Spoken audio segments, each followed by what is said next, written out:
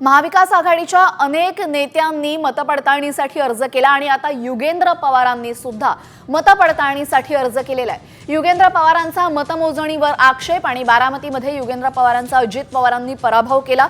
या पराभवानंतर आता मतपडताळणीसाठी युगेंद्र पवारांनी अर्ज केल्याचं समजतंय।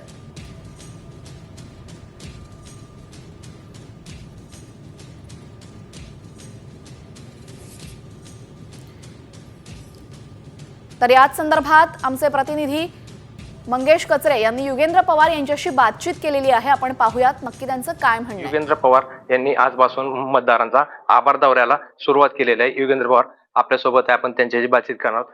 काय सांगाल, आजपासून तुम्ही आभार दौरा सुरू केला? आता काय, लोकसभेला पण आपण असाच एक आभार दौरा केलेला, त्याच पद्धतीने आता पण आपण आभार दौरा आपण आता सुरू केलाय। आजपासूनच आपण सुरू केलाय। शेवटी आपण लोकांमध्ये गेलं पाहिजे।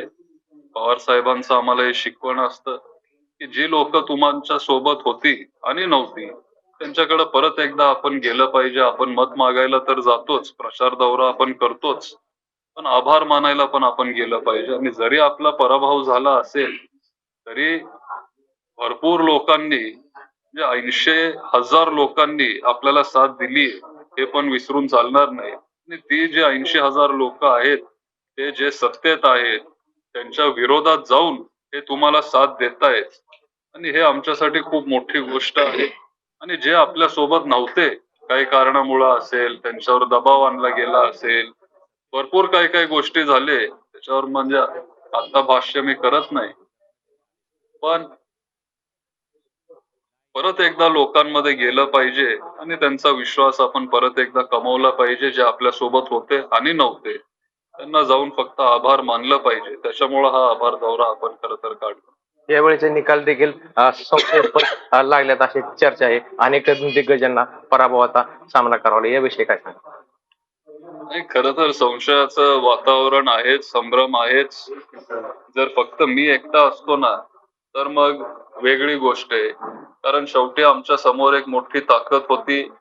उपमुख्यमंत्री, विद्यमान उपमुख्यमंत्री सत्तेत, महाराष्ट्रामध्ये, केंद्रात एक मोठी ताकद होती, नाही असं नाही, पण माझ्यासोबत अनेक मोठे दिग्गज नेते त्यांच्या पारंपरिक मतदारसंघात ते तिथं मोठ्या मताने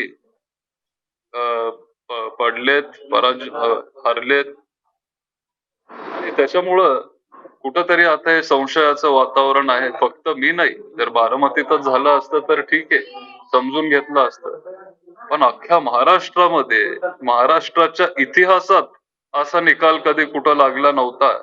आणि विधानसभेच्या आधी असं वातावरण होतं की महाविकास आघाडी निवडून येणार आहे। लोकसभेला पण 31 आपल्याला तिथं खासदार मिळाले, आणि आता राष्ट्रवादी काँग्रेस पक्ष ज्यांना 8 खासदार मिळाले, 80% स्ट्राईक रेट होता, 9 मिळाले असते, सातारा आपली थोडक्यात गेली, त्यांना 10 आमदार फक्त मिळतात, हा विश्वास कुणाचाच बसत नाही।